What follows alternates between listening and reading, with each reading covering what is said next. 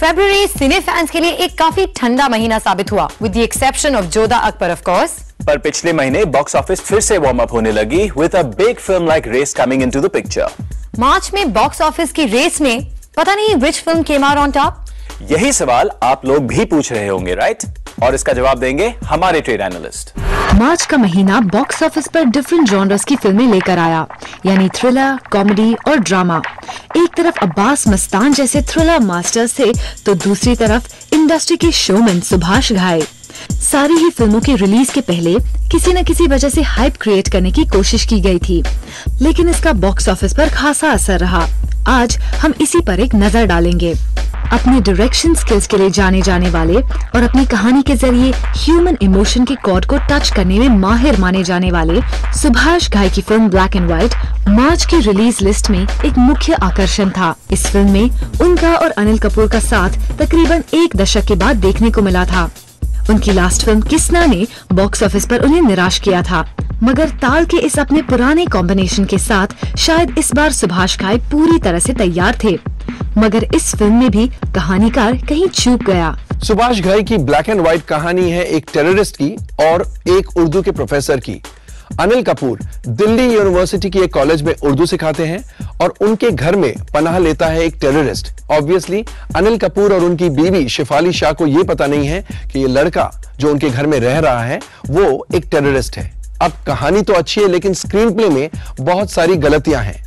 सुभाष घाई, आकाश खुराना और सचिन भौमिक ने इस कहानी का स्क्रीन प्ले ऐसा लिखा है कि आधी बातें उनके दिमाग में हैं, स्क्रीन पर आती ही नहीं है। स्क्रीन प्ले की कमी को पूरी करने की कोशिश की स्टार्स की परफॉर्मेंसेस ने। Anil Kapoor as usual is very good, वो बहुत ही बेहतरीन कलाकार है और इस फिल्म में भी उन्होंने बहुत ही बढ़िया काम किया है।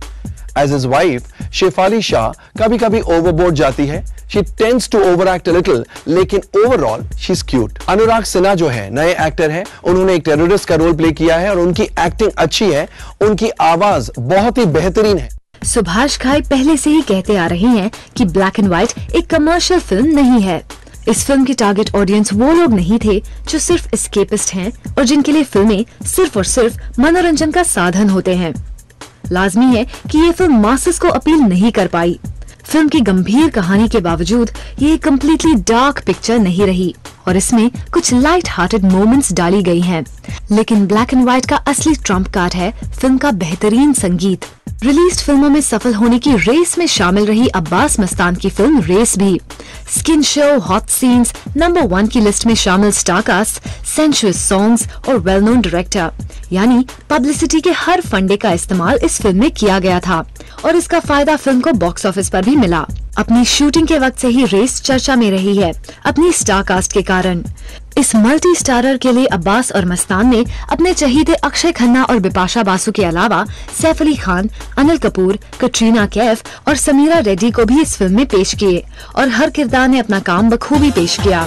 इतने प्रतिभावान को-स्टार्स के साथ बड़े पर्दे को शेयर करने के बावजूद छोटे नवाब सैफ हर सीन में ऑडियंस का ध्यान अपनी ओर खींचने में कामयाब होते हैं और वो डेफिनेटली रेस के शो स्टीलर रहे और स्टार ऑफ द मूवी बनकर उभरे। परफॉर्मेंसेस की तरफ अगर हम आते हैं, Anil Kapoor once again place to the gallery. वो मास ओरिएंटेड रोल में इतना छा जाते हैं कि you can't help but loving him. Saif Ali Khan looks suave, he looks dashing, beard उनको बहुत सूट करती है और उनका परफॉर्मेंस भी बहुत ही बढ़िया है। एक्चुअली इस फिल्म के चलने से सबसे ज्यादा बेनिफिट होगा तो सैफ अली खान को। Akshay Khanna has also done very well. He's of course a very fine actor. Katrina Kaif is beautiful, ravishing, and कुछ सीन्स हैं जहां पर उनकी एक्टिंग नजर आती है, बहुत ही अच्छी acting. She is improving by every film. Bipasha Basu has looked gorgeous, very sexy, and oomph and sex appeal are very high. Sameera Reddy का रोल थोड़ा कॉमिक टाइप है। She is quite good. Film Race की shooting के समय से ही अफवाहों का बाजार गर्म था और इस फिल्म की स्टारकास्ट में से सैफ और बिपाशा टिंसल टाउन के मच टॉक्ड अबाउट कपल की लिस्ट में शामिल थे। इस फिल्म की पब्लिसिटी स्टंट्स कहें या फिर इस ग्लैमर की दुनिया के बदलते रिश्तों की एक और कड़ी। इतना तो सच है कि इस जोड़ी की ऑन स्क्रीन केमिस्ट्री को देखने के लिए लोगों में काफी दिलचस्पी बढ़ चुकी थी। फिल्म के तीनों फीमेल कैरेक्टर्स ग्लैमरस गेटअप में दिखी। बिपाशा को इस फिल्म में अपने पोटेंशियल दिखाने के बेहतरीन मौके मिले हैं। फिल्म का लुक रहा स्लीक और कहानी रही दमदार। यानी बेहतरीन स्टारकास्ट, सेंसिबल डायरेक्टर और एक जबरदस्त कहानी का एक कॉम्बिनेशन रही रेस। अब्बास मस्तान ने इस फिल्म में डायरेक्शन बहुत ही बढ़िया दिया है। लोकेशन से लेके, लुक ऑफ हीरो हीरोइन से लेके, कॉस्ट्यूम्स लेके, सारी चीजें बहुत अच्छी है। इसलिए जो व्यूअर है, जो ऑडियंस है, उन्हें देखने में मजा आता है। रेस को एक बड़े बजट पर साउथ अफ्रीका और दुबई की विदेशी लोकेशन में शूट किया गया था और फिल्म में रिच और फेमस लोगों की लाइफस्टाइल को बखूबी पेश किया गया था। मार्च के महीने में लोगों को इंतजार था एक कॉमेडी फिल्म का।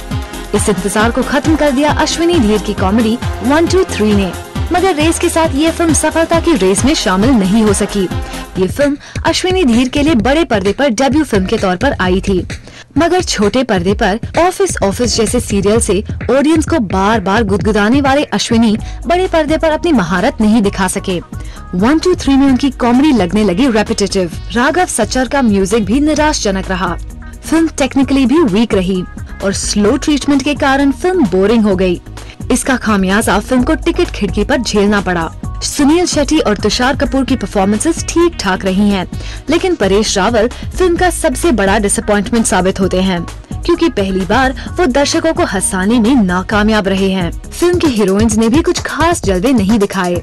समीरा रेड्डी ने 1, 2, 3 में अपनी ग्लैमरस इमेज से हटकर कुछ अलग करने का प्रयास किया है, लेकिन लोगों को उनकी ये प्रतिभा ज्यादा पसंद नहीं आई।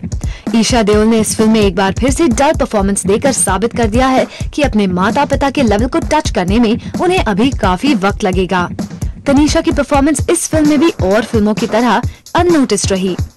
नीतू चंद्रा ने यूं तो कुछ फिल्मों में काम करके अपनी कला का थोड़ा बहुत प्रदर्शन किया है, लेकिन इस फिल्म में भी उनकी परफॉर्मेंस डिसअपॉइंटिंग रही।